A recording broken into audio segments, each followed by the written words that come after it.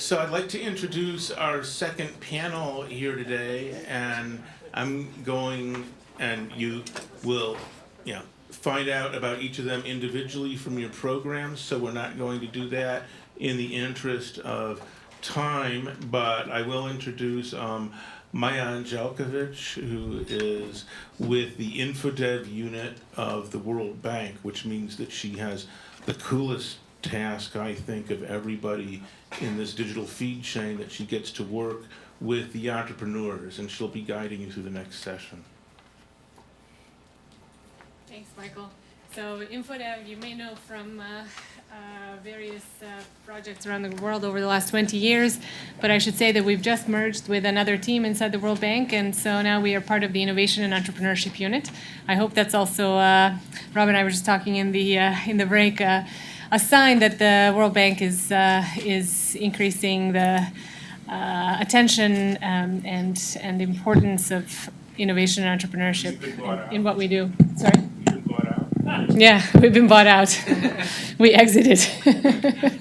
Unfortunately not. But I do have a fantastic job of working with people like Aziz and Daniel and many others around the world, but also with Michael and Martin and various people outside of the World Bank, trying to think what digital trade really means, why it's different, and how we should be thinking about what's next, even though these the days are still early. So we have a full panel today of fantastic speakers.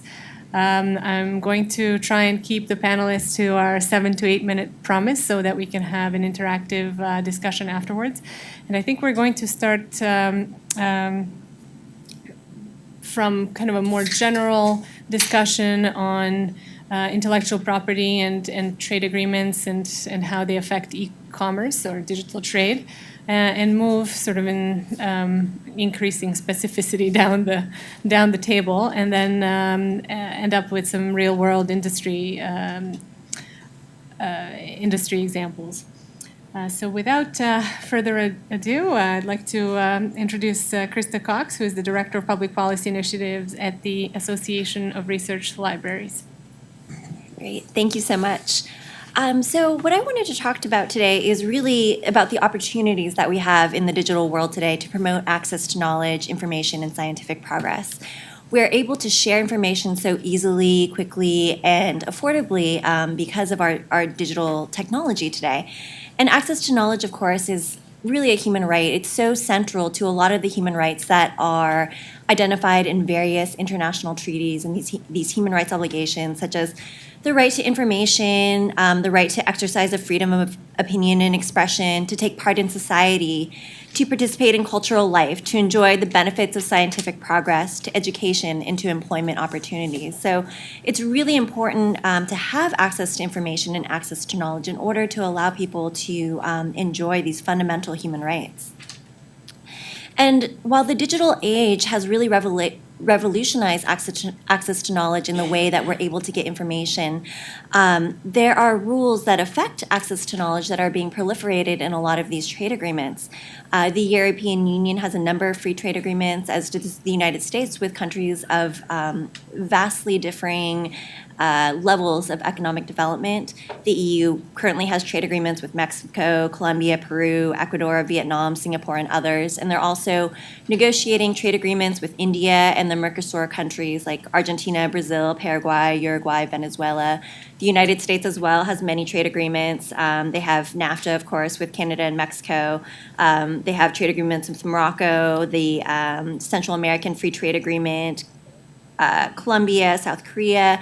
They've negotiated the Free Trade Agreement of the Americas, which was not concluded. And then, of course, most recently, they were involved over many years, the negotiations of the Trans-Pacific Partnership Agreement, which is a very large regional trade agreement involving 12 countries: Australia, Brunei, Canada, Chile, Japan, Malaysia, Mexico, New Zealand, Peru, Singapore, and Vietnam. And in these trade agreements, there are rules that affect access to knowledge that appear in the IP chapter, e-commerce, services, and other areas as well. What I wanted to focus on was just a couple of the issues that are found with respect to intellectual property rights. In the EU and the United States, a lot of times what they are negotiating for in their trade agreements are what they already have, what we already have in our own domestic laws. So one very clear example of that is copyright term. The United States and the EU both have a very long copyright term of life of the author plus an additional 70 years. That copyright term is, it is extremely long because it goes so long past the life of the author. It goes well beyond what our international obligations are. And in a world of ephemera, in a world where you can post things to blogs, you can post things on the internet, but that information may be taken down very quickly, you may, domain names disappear very quickly. It's very difficult to see why we're pushing for those, why these developed countries are pushing for these very, very long copyright terms, at least orphan works problems where it's very difficult to identify the right of, or the right holder. You spend a lot of money and time and resources looking for the right holder. It leads to problems where in some countries they're not able to preserve all of that ephemera that is available online and make that available for subsequent generations. In fact, the Australia Productivity Commission just last week released a report in which they recommended that Australia engage in negotiations to lower the term of copyright. They found that the copyright term is way too long, and that optimal copyright, while it's very difficult to determine what that number is, that optimally it's somewhere between 15 and 25 years. Much shorter than life plus 70 years. In their study, they evaluated some evidence that had been submitted to them and found that depending on the sector, on average, most copyright, the value is really, the commercial value really takes place between 1.4 to 6 years after its creation and publication. Another area where the EU and the United States has pushed copyright laws that maybe can prevent access to knowledge is with respect to technological protection measures, applying digital locks to information that's out there, and that might really be too restrictive in the way it's been implemented in the EU and the United States. But really, with these trade agreements, there's also a lot of opportunity, and some of my colleagues, I believe, will be speaking on limitations and exceptions and fair use, so I won't cover that. But there is also the opportunity not only to include these very positive balancing proposals in these trade agreements, but also the opportunity to ensure that, or to promote making this information really open access, open data, open educational resources that are really a way to push access to information on a more equitable level. One proposal that we would love to see in these trade agreements is to include a provision that would require the results of federally funded research, the results of government-funded research to be made open access so that the entire world can benefit from what these governments have already paid for, and we can build upon this knowledge and really support access to knowledge and scientific progress. Great. Well, thank you. Well, I heard the other day that the estate of Prince has pulled all of his music from streaming services, presumably so they can renegotiate the deals. That might not fall into the same category as federally funded research, but certainly something that has us talking about these issues on a daily basis today. So next up, we'll hear from Kevin Rosenbaum, who serves as counsel to the International Intellectual Property Alliance, and who can also give us a bit of an industry perspective. Thank you. Just to sort of, I'm coming at this from a little bit of a different perspective than Krista. So my alliance represents many of the content industry players, the music industry, the recording industry, the Independent Film and Television Alliance, video game industry. But actually, I should say, these remarks are going to be my own, but just to give you an idea of where I'm coming from, prior to where I am now, I was in government, actually with the U.S. Patent and Trademark Office. Among other things, I helped to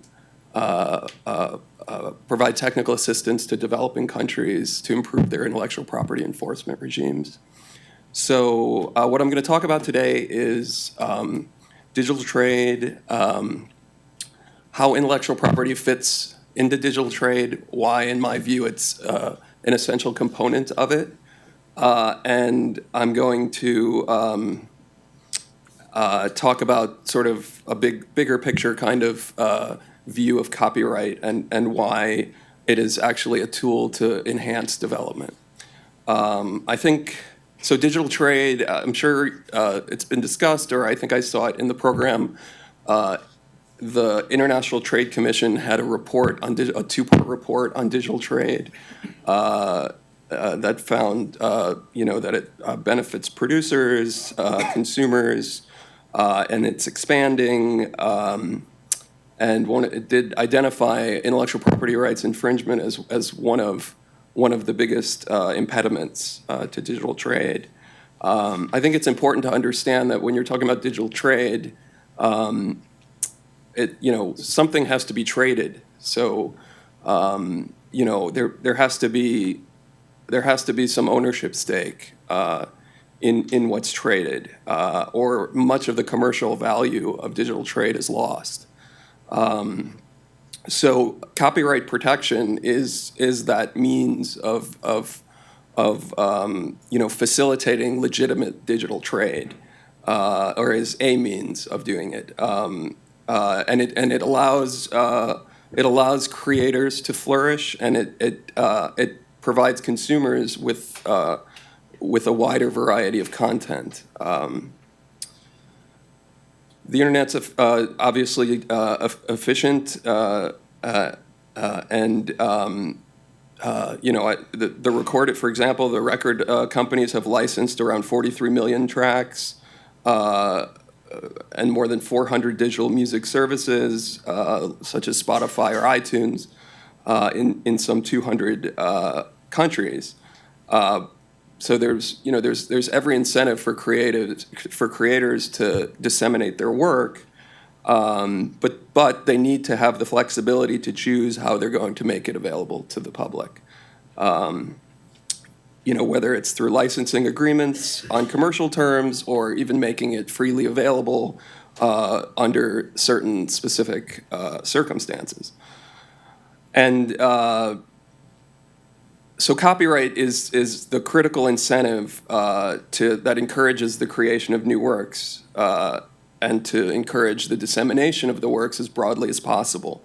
If people didn't have this incentive, a lot would be lost in terms of, authors, composers, performers, cinematographers, screenwriters, video game designers, these other creative contributors. They need this incentive to be able to spend the time and the resources they need to forsake other opportunities to learn their crafts, to hone their skills, to collaborate, to be able to convey their expression in the medium that they choose. Think publishing a book, producing a musical recording, filming a movie. These take a lot of skilled professionals and a lot of investment. And so, absent copyright, the quality suffers. Creators, what they end up having to do is produce works as quickly and cheaply as possible. And it essentially undermines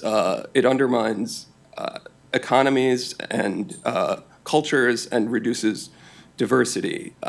Access is very important. I couldn't agree more that we want to see works as accessible as possible, but it is derivative. There must be something to access, and copyright is the incentive that provides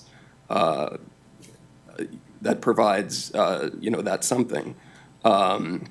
Modern copyright regimes lead to investment at each stage: creation, production, dissemination.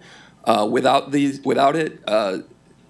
the creative process would be dependent on wealthy individuals or governments. It would sort of be a top-down process rather than potentially a bottom-up. copyrights allow investors to take the risk, to invest in the process, to invest in these works, so creators can make a living. An important point here is the failure to protect copyright is actually most injurious to local creators. Obviously, it benefits large companies like the ones I represent, and that is something people who might not agree with me would point out. But what is true is the local creators, the local cultural institutions in smaller markets and developing countries. These are the people who lose most when copyright is not respected. You lose cultural diversity when IP protection is not there, rather than when it is. And the reason is a company from the United States, or a creator from the United States who makes a work, if there's piracy in a local market, he can forsake that market and maybe exploit the work in other places around the world. If someone in India or in Nigeria, makes a work, for example, a music work in Igbo or Telugu, or their local language or culture, if that gets pirated, I mean, there's not much else. That work is lost forever, and that creator, cannot exploit their work at all. So that people like that actually have the most at stake in this debate. And that's why, we've seen calls to action from creators in places like Nigeria. Every September 1st, creators get together and observe a no music day, where the radios don't play any music. They just play public service announcements on piracy. And just, a few other examples about copyright protection being essential for cultural diversity, and why, piracy is so harmful. In Nigeria, I'm sure many of you have heard of Nollywood and the film industry there. Essentially, many of these films have to be made as cheaply as possible. The way the money there is made is, they sell a physical DVD. They don't really have much of an infrastructure in terms of cinema, so they'll sell a physical DVD, and it has to be, the money they make is just within the first couple weeks, because then the pirates get at it, and there's no more money. But what they're doing, it's interesting, and it shows the potential of digital trade in this. Is some entrepreneurs are streaming it through YouTube, and making money that way. But the streaming is actually going to the diaspora. It's going to the developed world, and what you hopefully would see is a legitimate market digitally that could hit Nigeria as well, so it could be done locally. And piracy obviously would threaten that. And then Korea would be another example where they've, with their trade agreement with the United States, they've significantly strengthened their copyright laws in the last 10 years or so, and have seen Korea is actually a cultural powerhouse in the region. Even Korean movies, you can go to Hulu and see Korean content.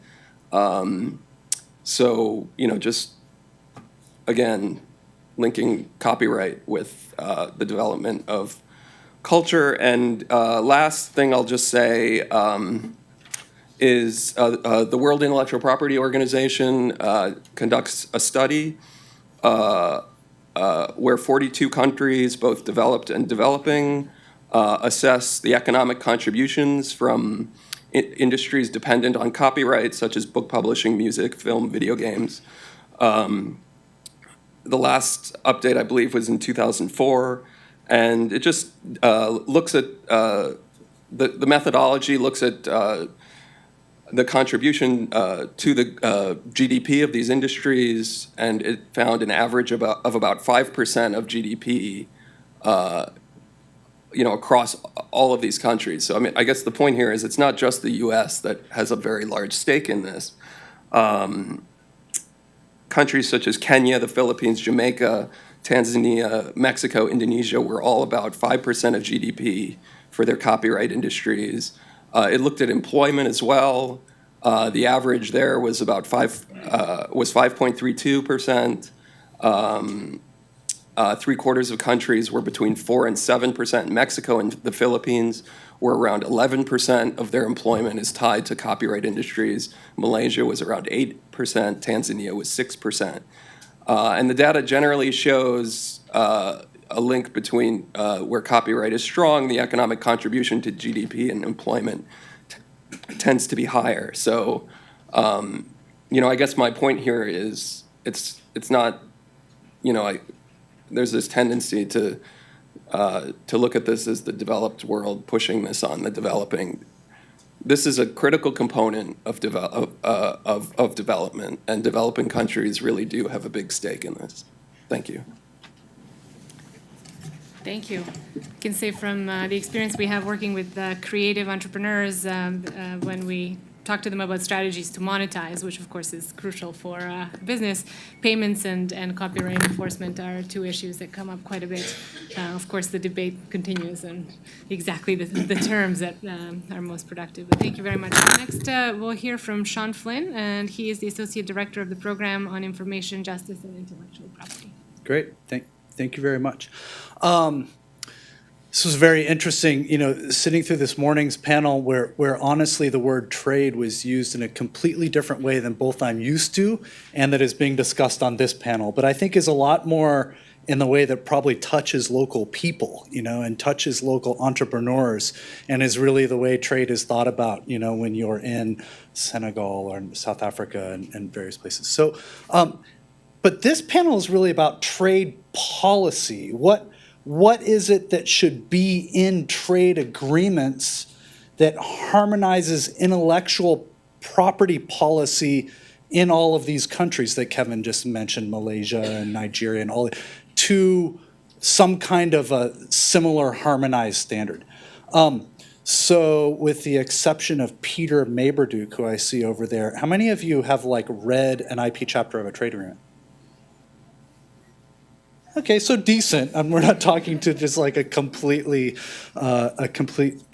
audience that completely hasn't seen these things, but at least half of the audience hasn't. So I'm not going to read you a chapter of the trade agreement, but I'm going to pose a really broad question, which is the question of these trade agreements is essentially, should every country in the world have a copyright law that looks some degree similar to the United States? And so some people would say it should be essentially exactly the same as the United States. And Kevin will be somewhere along that part of the spectrum.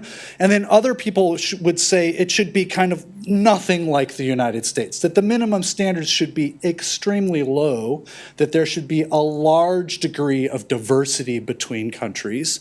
And I'm somewhere on that side of the spectrum. And I'll just introduce kind of two data points in thinking about that question. So I'm not going to answer that question, but I'm going to introduce a couple items from the research about thinking about that question, and then maybe in discussion, which if we have as much as the previous panel, we can have lots of time talking about what that might look like, what should the minimum standards be, et cetera. So the first is income inequality. So intellectual property laws, whether you're a patent or a copyright, give the same kind of right, which is a right to exclude others from making that thing and competing with you in the local market, which creates an element of market power in the producer that's selling that good. So, whether you're selling the copyrighted movie or whether you're selling the patented medicine, that intellectual property right, which gives you a right to exclude, gives you the ability to price not at the level of the lowest cost supplier, right, the open competitive market, the marginal cost of the next item, the next production of the next item, cost of the producing of the next unit, but rather at the willingness and ability of people in that market to pay. That's what monopolies do. They can keep raising the price until they reach the point where the reduction in sales from that price increase cuts into their profits from volume. And the key there is that what that price will be, that profit maximizing price, will be a function of the demand curve in that market, which will be a function of the income inequality in that market. So if you have a curve like this one, which expresses the demand, a demand curve, and you assume that for the item in particular question, the demand curve will be essentially the same shape as your income inequality within the country, then you can draw demand curves for different countries and you can basically figure out whether the pricing will be very high or very low and what part of the demand curve will be excluded. So these two graphs take the idea that a particular firm is selling a thing. We did this originally for medicine, so we set the price fairly high, that people would be willing to pay 5% of their total income in order to access this medicine. The percentage doesn't matter. It could be 0.05% if you're trying to talk about what people would pay for a movie or whatever. But as long as it was relatively harmonized between the scales, then you could draw a demand curve, and then you could say, well, if that firm priced to 5% of the top 10% of income earners, then he would be up here. But in order to double his sales, you would have to cut the price by 75%. So you'd have to cut the price so much that you actually don't increase your ultimate bottom line, your profits, even though you're selling to twice as many people. So if your income curve looks something like that, then your profit curve looks something like this. And you make the most money if you sell to the very highest part of the curve. And every time you lower the price in order to increase your sales, you actually make less money. So in an income inequality situation like that, you're going to make the most money by only selling to the top 10% of the market. That will look very different if you look at Norway or even the United States, where usually a monopoly has an incentive to serve about 60% of the market. So in different markets, a long, strong, heavily enforced intellectual property monopoly will cause very different social and economic welfare outputs in your country. And in the copyright field, one of the things you see is that often where you have very strongly enforced copyrights, etc., you have prices for digital media that are as expensive or even more expensive in raw terms than they are in the United States. And it's a function of that income inequality. And then if you actually adjust it to per capita actual income in the country, you find that things look ridiculous. So this would be what the US price would look like if the same share of income were demanded for a Coldplay CD. So in Brazil, the price at $14, slightly but not very much less than the United States, is the equivalent of charging like $80 in the US. That's what it would feel like if you paid a proportional amount. So the piracy problem, which is certainly a problem, and it affects all producers, and I completely agree. It affects local producers, and it affects your foreign producers coming in. But it is a function of the copyright system. It's not just what we're trying to combat. So when we're looking at this holistic problem, we need to be thinking of both sides. So if you have very strong monopolies, how are you going to deal with prices? And if you don't deal with prices, then thinking that you're going to deal with piracy is very difficult. Okay. So that's the first point. The first point is you got to consider income inequality when thinking about these things. And the second point is that we talk about the benefits of copyright abstractly, and I actually agree with everything Kevin said. I've worked with filmmakers in South Africa, for instance, documentary filmmakers, and one of their problems is that the copyright law in South Africa says that if your film is commissioned by a third party or the government, the copyright automatically vests in that third party or the government. You are literally denied copyright if you're a filmmaker in South Africa and someone pays you to do that film. And as a result, the person who paid for it often sits on it. And once it's showed once on TV, it's never showed again. And the filmmaker has no copyright and so then cannot re-show the film. So a lack of copyright is a huge problem in that domestic industry. However, there's also a flip side of it. Here's another huge problem in South Africa. they don't have a fair use standard that gives them the ability to fully quote audiovisual material within documentary films without a license, even when you're using it for the purpose of commentary and criticism and illustrating a point within a film. If you lack the flexibility side of copyright, the user's rights side of copyright, then your ability to create is often also hampered, and it can be hampered as much or even more than the lack of copyright itself. And so there's a body of research so at American University where I work, we are doing some econometric research on the positive impacts of flexible, open, and general limitations and exceptions that operate in some way like fair use in the United States, that give a large amount of leeway and flexibility to recognize new fair uses that don't have to be licensed over time, and what effect those have had in the United States and what effect they may have in other countries. And this is what we're playing with on some of our hypotheses that come out of the research, but let me just point at a couple. Maybe the most important one in relation to the way trade was being used in the first panel, the local businesses creating internet startups, is the relation between open, by which I mean open to multiple purposes that aren't necessarily expressed in the legislation, flexible, by which I mean the limitation turns on a balancing test instead of meeting a strict objective criteria, and general, by which I mean it's a catch-all. So fair use has these three elements. It allows people to potentially, entrepreneurs, to make a case that what they're doing is fair because it's not taking away the market. It is not piracy, literally. It is not competing with the copyright owner in some way. And one of the key values of these open, flexible, and general exceptions is that it allows that argument to be made. It allows an entrepreneur to look at the law and say, can I create this new technology that in some way uses copyright works but doesn't compete with them? And if you don't have a flexible exception system in your copyright system, if it's obsessed with specific and clear answers, as I was talking about at the break, the only clear answer is no. It tells the entrepreneur not to go there. It's a series of examples, for instance, where in the US, this kind of flexibility has promoted technological change. So the VCR. The VCR, there was nothing that allowed the VCR to exist in copyright law except for this flexible fair use clause, which in 1984, before any other law in the world, was interpreted to allow time shifting. It's the ability to tape something off a broadcast and listen to it later.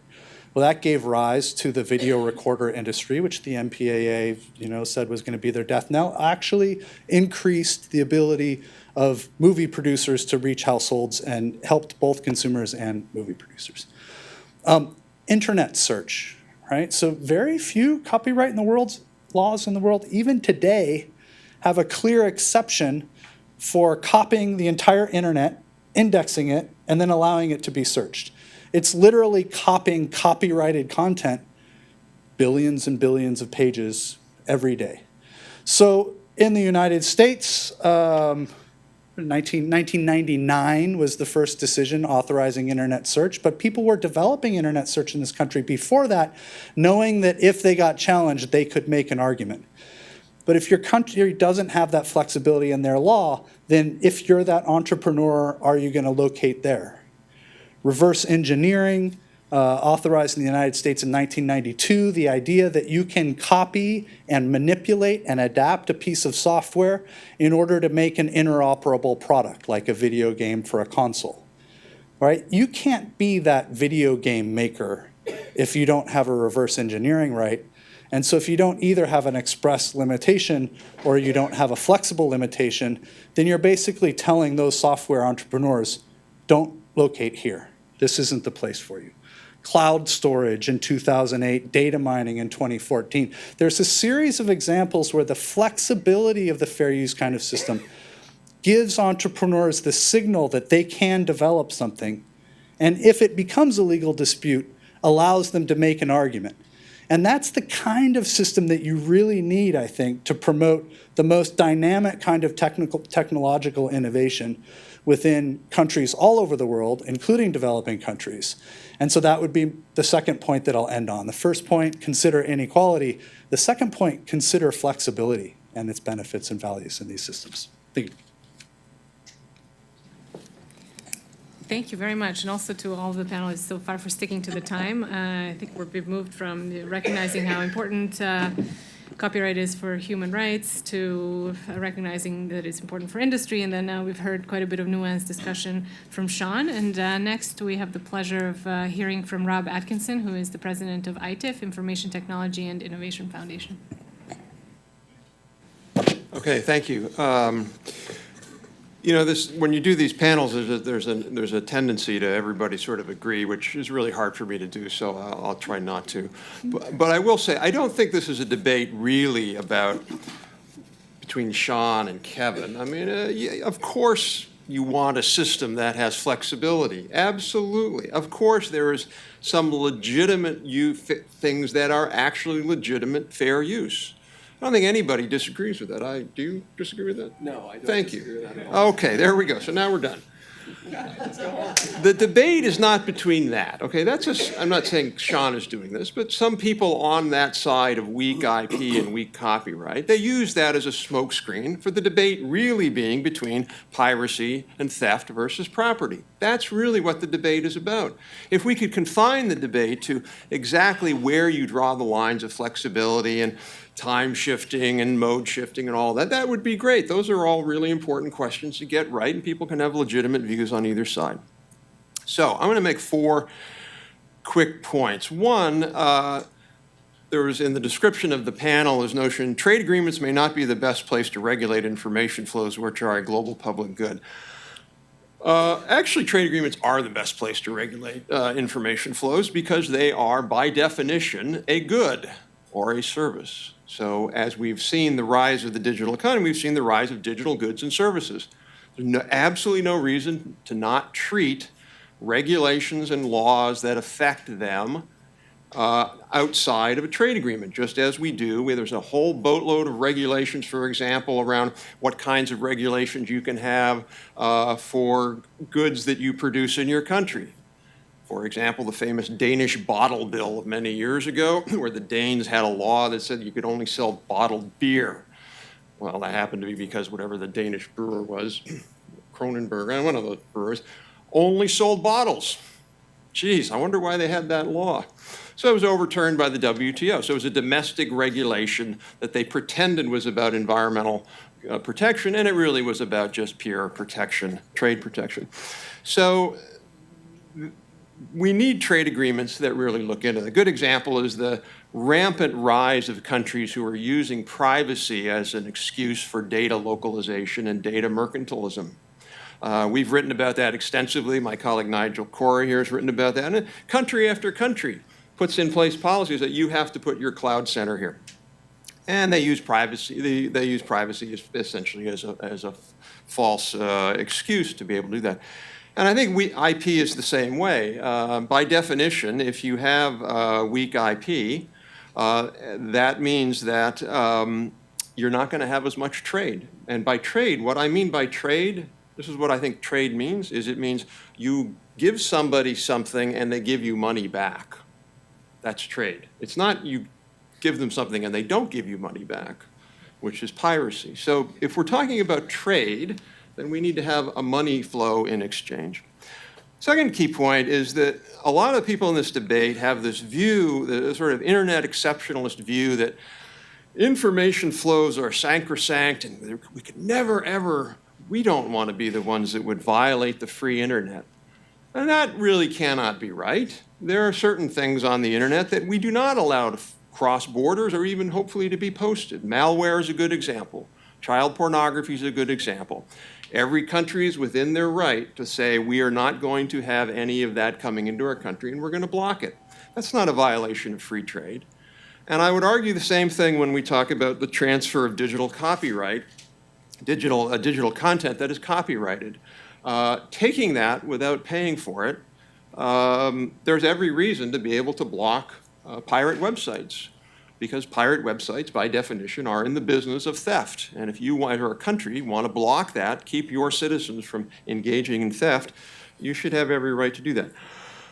By the way, quick commercial, if you really want to dig down even more into this, Susan Aronson and I are having a fun debate on Monday at ITIF, 12 to 1:30, and a free lunch, so encourage you to come. The third, I think, issue really is this question of the framing of this question is always framed. How does IP rights affect the developing world? That's not the right question. The right question is, how do IP rights affect the world? You could have a situation, which I don't believe I'll reject it in a moment, but in conceptual terms, you could have a situation where weak IP helps developing countries, but it hurts the development or the production of content. This could be, and I would argue is, antithetical to the advancement of global innovation and global content production. So we shouldn't be thinking about this in principally a distributionist or redistributionist point of view. The question is, how do we develop a global IP system that maximizes the production of content globally? I have to take a little bit of exception to a point that Krista made, which was that access to knowledge is a fundamental human right. Not really. You don't have the right to read my book without paying. Now, unfortunately, you can go on Amazon and pay really little for it. It's only $1, I think. But Yale Press gets the dollar somewhere. Somebody gets some money, and 2 cents come back to me somewhere. But you don't have the right to read my book without the permission of Yale University. Now, you have the right to read lots of things. Your library could get my book.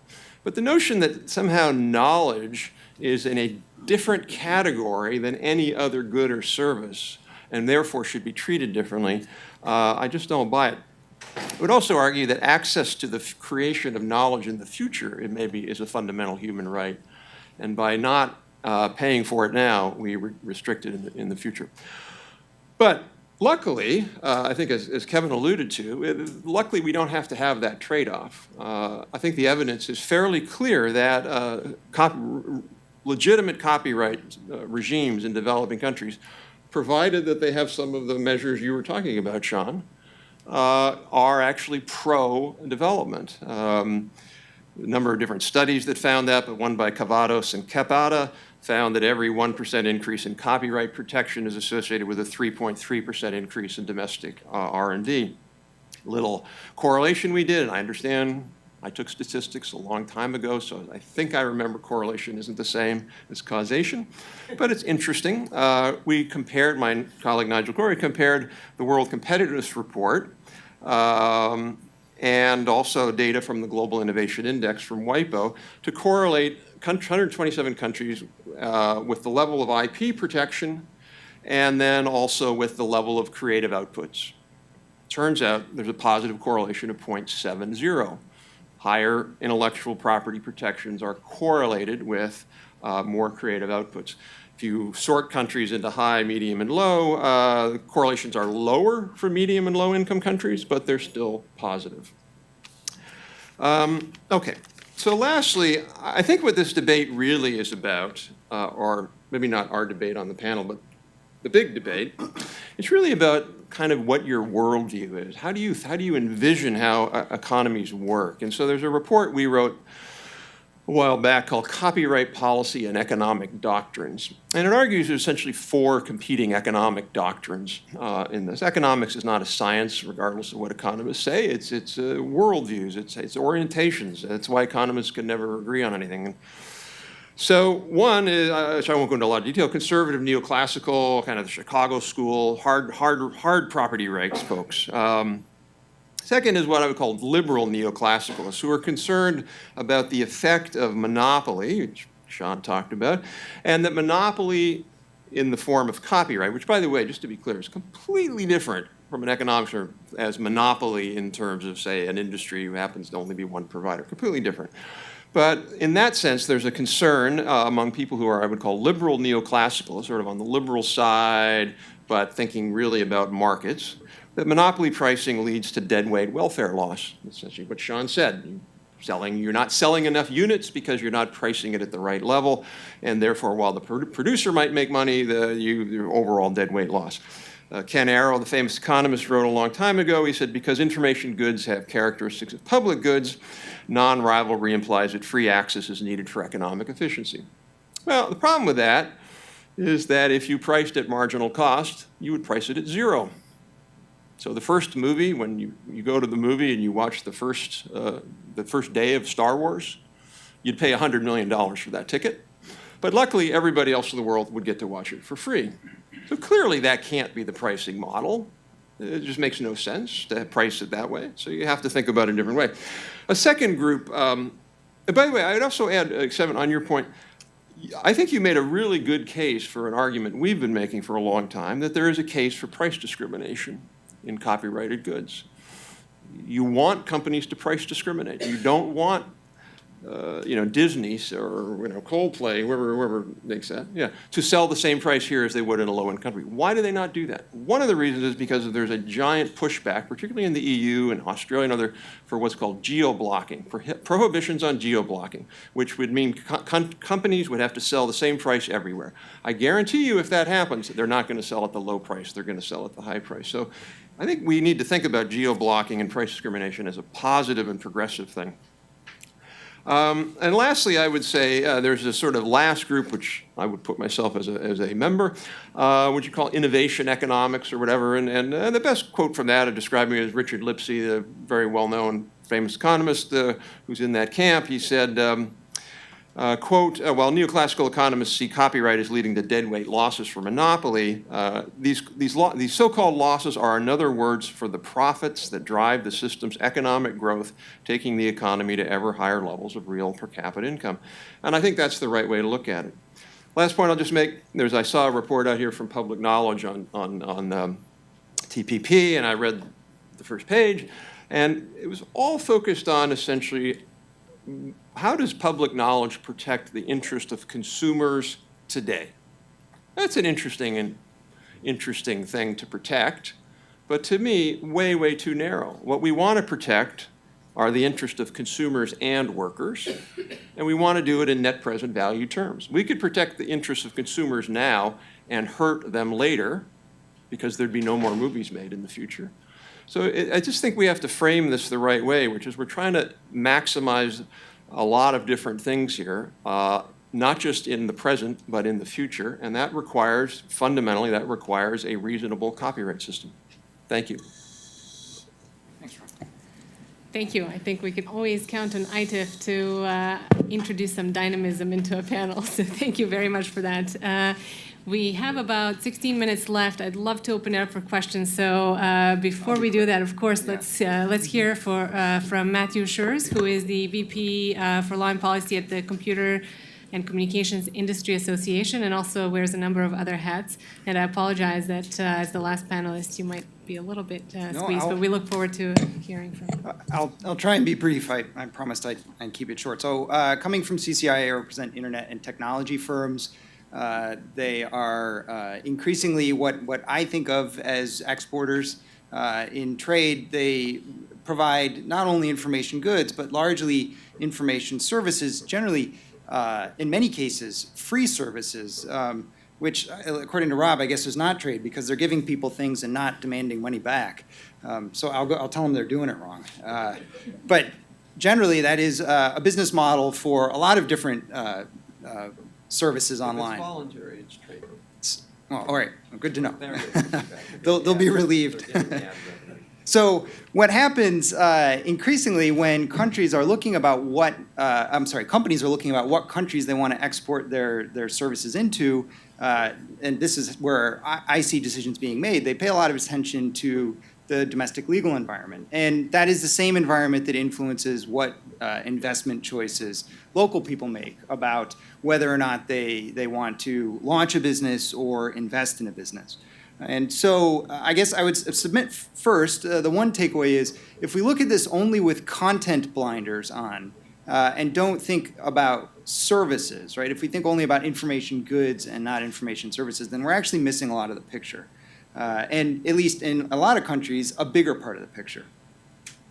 I know in the previous panel, there was a lot of discussion about the importance of infrastructure, and obviously, no amount of online services is going to pave your roads. It's not going to provide the broadband itself. There are infrastructure needs that one has, but there's also an important economic infrastructure that is necessary that online services can increasingly supply if the economic environment is hospitable to them. And that would be, first of all, obviously basic communication services, so things like email and messaging and telephony on top of broadband, financial and payment services, logistics, and delivery coordination. And note, none of these are about selling content, it's about selling services. With these kinds of services, small and medium-sized companies in developing countries can very much bridge a lot of the infrastructure, the economic infrastructure gaps that they may encounter. Obviously, that also makes it attractive for services abroad to come into that market and invest. But if you are a small local business looking to reach to export to an international market, you do need this economic infrastructure, which may not be present, but could be replaced by online services. And once you have those, you can leapfrog over the infrastructure gaps, at least some of the gaps that may be out there. So what does all that have to do with online IP, right? I mean, what's the connection? The connection is you want to ensure that IP doesn't discourage that kind of investment. So certainly you need some baseline level of intellectual property, the same as you would expect to see in other parts of the economy. But you also need to see what I would say is some of the flexibility, some of the forward-looking protections that allow services to evolve. Sean referred to search. So, famously, in early Japanese copyright law, there were no specific exceptions for search. And so the early Japanese search providers, I have read, actually attempted to operate on an opt-in model. And if you go around and look at the searched indexes today, which index trillions of websites, if you imagine trying to get everybody to opt into that model, it wouldn't work. The U.S. approach, what U.S. search engines did is they worked on an opt-out model. Essentially, you would say, don't index my web page. But if you didn't say that, your site would get indexed. Obviously, that model scaled. The opt-in model didn't. And that is one of the reasons why U.S. Search services dominated the Japanese market. The law has more recently changed, but of course, the services that are in the Japanese market are now trying to sort of make up for lost time. So it's an important point on how the flexibilities in the system can enable services to enter the market or not. And there's a lot of other examples. I know Sean cited several, such as cloud storage and hosting and so on, which I won't get into. So because I want to make sure we have time for discussion, I guess the takeaway is that there is such a thing as too much of a good thing. And if your IP rules aren't sufficiently flexible to allow these services to enter in the marketplace and help local providers span these economic infrastructure gaps, you might wind up impeding the development of local businesses that otherwise could operate and export abroad. Thank you very much. You get the first question as a reward for being so succinct. Let's open it up and maybe take 3 or 5 questions and then come back to the panel. Wow, lots of interest. Let's start from the back, yes. I'm Mark McCarthy with the Software and Information Industry Association. And I have a question for Sean. I had the same reaction that Rob did to your graphs about the practice of copyright owners. Why wouldn't an effective price discrimination system solve that and allow companies to make more sales to people who couldn't afford a high uniform price? Let's take a couple more.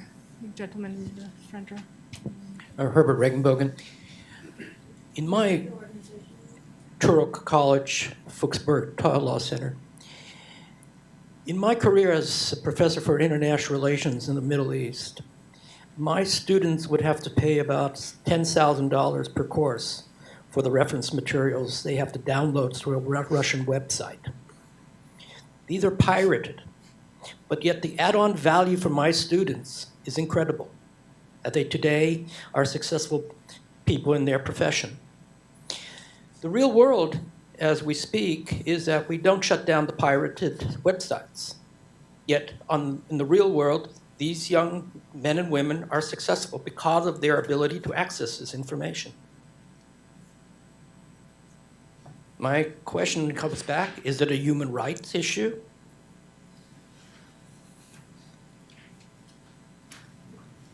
Can we go to the back or the other side, and we'll come back to the middle. So Kevin made the point that we need copyright to create an incentive to create, but to the extent that that was responding to Krista's presentation, I don't think that it follows from the difference between a 50-year life plus 50-year copyright term and a life plus 70-year copyright term, or the DRM provisions that she was referring to. Why do we need US-style TRIPS plus copyright and IP laws in order to have an incentive to create, or don't we already have that under TRIPS?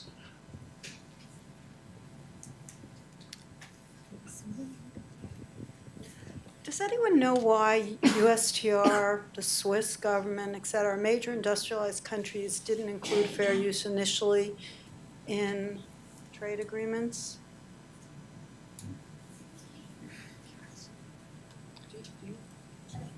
Let's take one more. Let's take one more from the middle. Hello, my name's Thomas Fracken. I'm a GW student doing BS in Finance and Economics. I think I might be the youngest person here, so I'm gonna speak for the younger generation who don't pay for things very often. So to the best of my knowledge, I don't do this, but my friends, they don't pay for their textbooks. They get it online for free illegally. They buy movies illegally. They get music illegally.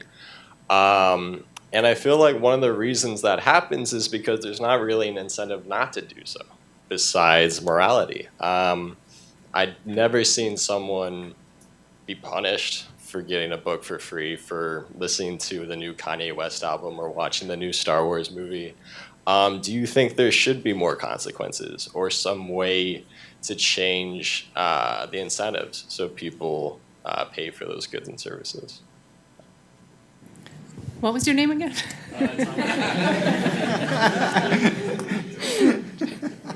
Maybe one last question here, and then we'll go to the panel.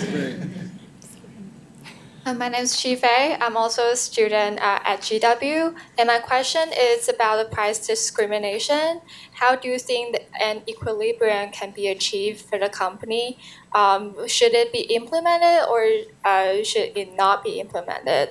If not, what is the equilibrium price for an IPR product to be sold in a developing country? Okay, let's go to the panel. Let me take a quick second, because I think Professor Aronson's question about why are we having the flexibility conversation now, right? The specific question is, why wasn't fair use in free trade agreements? But I think one can abstract it a little bit more and say, why are we having this conversation now? And there's two answers to that. One is that we've transitioned much more to an information economy where the relevant regulatory impact of free trade agreements is on information, goods, and services. That's part of it. The other part is a change in the mix of business constituencies that are pushing for trade policy. So it's only been relatively recently that there have been any business constituencies that were on the flexibility side of copyright. For a long time, going back to England's 1710 Statute of Anne, it was business constituencies cared about more IP, and that was pretty much the end of the story.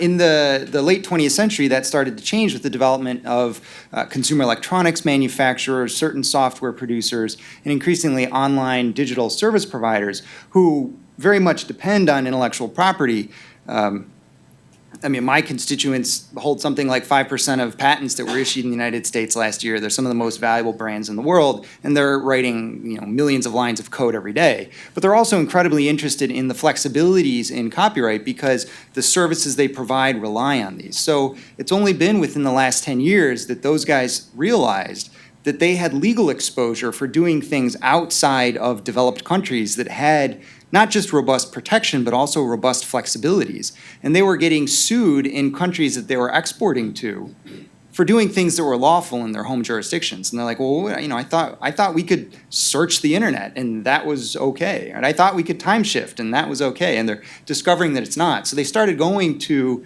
trade negotiators and saying, hey, this is kind of a problem, right? Like, we do this here, it works well, the wheels haven't come off the wagon, we should do this everywhere. But if you are only on the content production side of the equation, that is a somewhat threatening prospect, because the fear is, I think, that a lot of developing countries will use that as an excuse to just sort of blow up the whole copyright system. And I mean, to be perfectly honest, if you don't want to do copyright compliance or enforcement, you don't really need an excuse. You've already got a lot of them. But I think the fear was that this would be a yet another one. And so that is partially why you see this inter-industry friction manifesting now, on top of the fact that just information goods and services have become so important in the international economy. Let's go in reverse order. So I actually think the reason the industries can't sort of come to more agreement on this is not because there's not a natural agreement. I think there is a natural agreement. I think it's because there are so many people in this debate on the sort of copy left side who are extremists who do want that. They do want that. That is so weakening or flexibility. Weakening is not the right word. Flexibility, dynamism, so that innovators can come in and do really great things. They see that as the camel's nose under the tent, and we can destroy the entire system. If that threat wasn't there, I think there would be a lot more opportunity. To this young man's point about commenting about stealing, I thought it was funny. Everybody laughed, like, "Oh, isn't that cute?" But if you had said, most of my friends, when they need a ride, they actually go steal a car up in Bethesda, we'd be horrified. But it's like, "Oh, stealing's okay." And if you think about, so what have been the responses to that? Well, for a while, the industry was bringing cases against people. And they were bringing cases largely against chronic uploaders. And the pressure from groups like Public Knowledge and other of these copyleft groups was so intense.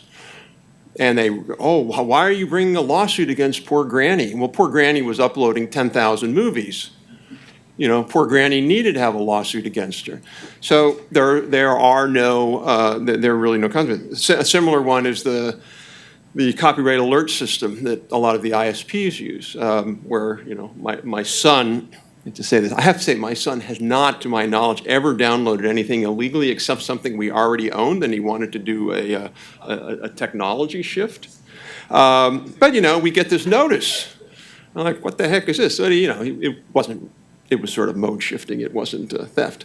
But my point is, there's a lot of pressure not just in this country, but in other countries, to push back against these sorts of things. So that's why there is no penalty.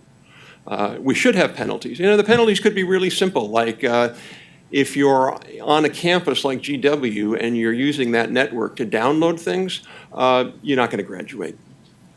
That was a joke, by the way. But there could be some penalty, like you have to pay a higher fee for the library or something like that. So let me take the price discrimination point first. So I think, and you made this as well. So the idea that the answer is price discrimination between countries, I think, is missing the point of that slide, right? The point is not that this was a Edmund Kitch idea in 1994 that we can universalize the same patent standards in every country, and medicines will still be cheaper in developing countries because they're poorer, and the rights holder will obviously want to sell more units to the poorer countries, so they'll lower their price proportionally to that country. That slide I showed you is why that doesn't exist, why that doesn't happen. And the problem is not geo-blocking or lack of parallel importation restrictions. The problem is that within those countries, you will make the most money within Brazil by selling only to the top %. So now you need to price discriminate within the country. And then how do you do that? So I don't know how to do that. So but it's not geo-blocking. Geo-blocking doesn't get you there. The piracy question, why isn't anybody stopping you, right? So one answer is that they tried that and they became really unpopular and teenagers started hating the music companies, and that's a really bad thing because those are your markets, right? But there's other economic answers as well. So there's actually, there's a demonstration effect of piracy. There's actually studies that show that the people who pirate the most music also buy the most music. So it's kind of like listening to the radio. You know, you go to the pirate version, you check out Kanye West's album, and if you really like it, you go buy it because you don't want the one that's going to leave a virus on your computer, right? Do you buy music? Do your friends buy music? They buy any music? Or do they just live completely off whatever the Napster equivalent is, right? No, I buy it, yeah. So the point is, and I'm not here, and I deny the false dichotomy that this is actually a piracy versus property debate. I don't think anybody on this panel was advocating piracy. What they're advocating for is, you know, how do we read your book for free? We read it in a library. How do we get it in the library? We make sure there are robust library limitations and exceptions that ensure there are cheap and free copies and lending rights and all these components of copyright law that allow that to happen. Do they exist in every country? No. You know, how do we ensure that there are new technologies that enable you to view works in new ways? Well, you have a really flexible copyright limitation exception that doesn't say you can only time shift with a video cassette recorder like Australia had until 2006, that you have a more flexible system on the limitations and exceptions side that allows these things to flourish. Does that combat piracy? No, but I completely deny that it enables it. The idea that, oh, that's going to allow somebody to get a nose under the tent. Actually, I think it does the opposite. It promotes the kind of access that takes away the incentive for piracy. So you want to know where the piracy is huge? In developing countries with super strong copyright laws, super strong enforcement patterns. So the biggest piracy episodes in Brazil were right after they implemented a huge enforcement crackdown, took everything off the streets, shut down copy shops, all the rest of it, and online piracy goes up, not down. So if you take out the sources, it hurts you. And you won't have piracy-free markets in places where you have strong monopolies, and they are monopolies. Copyright itself doesn't give you the monopoly, but music, you know, music companies, there's 3 multinational music companies in the world today. They are monopolies, and they monopoly price all around the world. And they get copyright systems that help bolster that price. And I don't know what the solution on that is, the pricing side. The kind of flexibilities I'm espousing do not get you over the piracy problem. You have to address the pricing problem in some other way. In some countries, China is one, content companies are voluntarily pricing at lower levels, not because it's profit maximizing, but because it combats piracy. And so you can get a movie now, they actually compete with the pirates on the street. You can get movies for $2 and $3 in China that used to cost the full 25, but couldn't compete with the 50 cents on the street. So they lowered their prices to $2, and people actually will pay more for the legit copy. They're just not going to pay 1,000% more. So, I mean, this is where the dynamics of the companies are very interesting. But I think the real point is it's not about piracy versus property. At least that's not the part of the debate I'm interested in. The part of the debate I'm interested in really is, do you think that fair use is good for everybody? And if not, why not? Because I think it is. I think more flexibility within the limitations exception is valuable to everybody. And I would like to hear IIPA, support that within its filings in other countries within its trade policies. So can I just quickly, 30 seconds. To be clear, Sean, I did not say that these exceptions and flexibilities are at the expense of or enable piracy. What I said are the advocates are pushing it so that then they can go and take the next step in weakening laws. By the way, that's simply not true, by the way. Hold on. Let me Who's the advocate? I only have 30 seconds, so. Let me finish my other point. It is also not true that there's this notion that piracy leads to sales. There's a really good study, 2 studies actually, one a meta-study, I don't know, Nigel, you did, probably 30, a recent academic looked at 30 different studies or so on this question, and 80% of them showed that piracy does not increase sales. It doesn't have that sampling effect. So yeah, there are a couple of studies out there, but by the way, a couple of those studies have been rebutted and refuted in later studies. So the evidence is very clear. Piracy does not lead to sales. Okay, so I'll just make a few points on what I've heard. In our experience, the lack of protection and the lack of enforcement does lead to piracy. Where we're seeing piracy around the world, there's lax enforcement. So about fair use, you asked why it sort of developed differently. The U.S. is very unique in this regard. Almost the entire rest of the world does not have this concept of fair use. Some of it relates to civil law systems versus versus our system. Where common law system where you have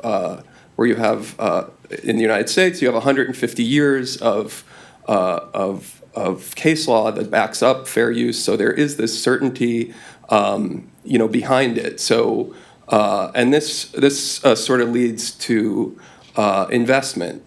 People are not going to invest in places where there's uncertainty that their work is going to be protected. And this again gets to my point as far as developing countries. To sort of port a fair use system into, it's interesting, Sean said that he doesn't like the US system. Well, he does like one part of it. So to port it into the developing countries where they don't have this, this 150 years of case law that establishes some certainty has some risks. And, I would say that it would, having sort of this uncertainty actually benefits larger companies that can afford to litigate this stuff, as opposed to sort of smaller entrepreneurs who want to know if I use this work, is this a fair use or not? They want that certainty. And so those are my thoughts on fair use. I do agree it obviously has a important role in a well-functioning copyright system. That I think we can find some common ground there. As far as your question about why I didn't specifically address copyright term and TPMs and why TRIPS isn't good enough. TRIPS provides minimum standards. It's was established in 1994. It does not address the digital environment whatsoever. As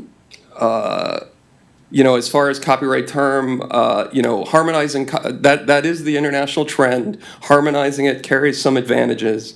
It actually improves access in that older works. There's an incentive to release them in the newest formats when they're protected, and then there's this rule of shorter term in our trade agreements where countries like the United States that have longer terms, if a work originated in a country with a shorter term, they only need to honor that shorter term. So essentially, by relegating the developing world with shorter terms, you're sort of discriminating against them in a very important market, or many markets, because again, this is sort of the evolving international trend. And then TPMs, this is sort of a basic concept in the digital world for how artists, how creators can protect their works. It leads to innovative distribution models, things like Netflix. These things could not exist without technical protection measures. So that's why they're important. And again, I don't know why the developing world would not be entitled to this ability to, the creators in the developing world would not be entitled to that ability to protect their works as well. It carries benefits for them as well. I think I got to everything. Maybe. Okay. Thank you. Okay, I'm going to be very brief because we are running out of time. But just a few things that I wanted to respond to you. I did say that access to knowledge is a human right. I did not say that we have to be able to read everything or watch everything for free. But I don't know how you get to these recognized human rights in all of these core human rights international treaties, like the right to information, the right to take part in society, the right to enjoy the benefits of scientific progress, to participate in cultural life, without having some access to knowledge. What we need to do is find the system where we are providing the incentives to create, but also providing flexibilities for access, so that we can ensure that students can participate in education, that that libraries can allow their patrons to read these books. So that's we need to ensure that there's enough flexibility in the system to accommodate new technology, and that there are limitations and exceptions to address the human rights dimension of access to knowledge. As far as the argument that the United States has all this fair use jurisprudence and other countries don't, therefore they shouldn't enact that, I don't think that's correct, because fair use really does allow flexibility in the system. And you're right, we do have years and years and years of jurisprudence in the United States, and there's no reason why other countries, if they wanted to, couldn't rely on US jurisprudence in determining whether something is fair use. In fact, the Australian Productivity Commission, in the draft report they released last week, said they are not persuaded by these arguments that just because they don't have it there doesn't mean that they cannot rely on U.S. jurisprudence if they want to. A lot of countries have fair dealing provisions, which are not quite as flexible because they're usually a closed list, but they might have jurisprudence around their fair dealing exceptions that they can also rely upon. Finally, I just want to say that we've talked a lot about piracy here, and I agree, piracy is a problem, but really, I think we need to think about how we frame the copyright system, how these copyright laws work to ensure that that they make sense. And I believe that there is less piracy in copyright systems that make a lot of sense when there are alternatives. You talked about getting everything for free. My brother's 21, he's in college. He's used to getting everything for free too, and it drives me crazy. I told him, don't download things illegally because your internet will get shut down by your university. And sure enough, he was living in a dorm and his internet got cut off for a semester. But my point to him was like, look, there are alternatives like Netflix, Amazon Prime. I added him to my Amazon Prime account so that he was able to watch videos there and Netflix, and maybe he's stopped or at least reduced his activity. Finally, I just want to say that libraries, we want to provide access to our patrons, but we are rule followers. We want to operate within the law. We are not pirates. We're not trying to break copyright law or break copyright, because we do recognize that incentives to create are very important. But nevertheless, when we do things like, for example, a very recent case where Authors Guild sued Haughty Trust, which was basically this project where our libraries were scanning these books and providing searchable databases, and also providing access for persons who are blind or print disabled, visually impaired. And we were sued, and the Authors Guild, said that this went beyond fair use to provide books to the blind. But luckily, the district court and the Second Circuit confirmed that this actually is a fair use, and it's important to provide access. For example, for the people that are blind, but also to patrons generally, to people generally, to ensure that we do have this increased level of education to improve development. Thank you very much. Well, we promised you an exciting panel. I think we delivered. I know there are a lot of questions still in the audience. I'll hold the summary of the panel for tomorrow morning and invite you to please come back, because we'll be talking about these issues tomorrow. And thank you very much to the panelists and all of you. Next, we're going to have our first keynote, and I'll let Tyler choose him. Thank you.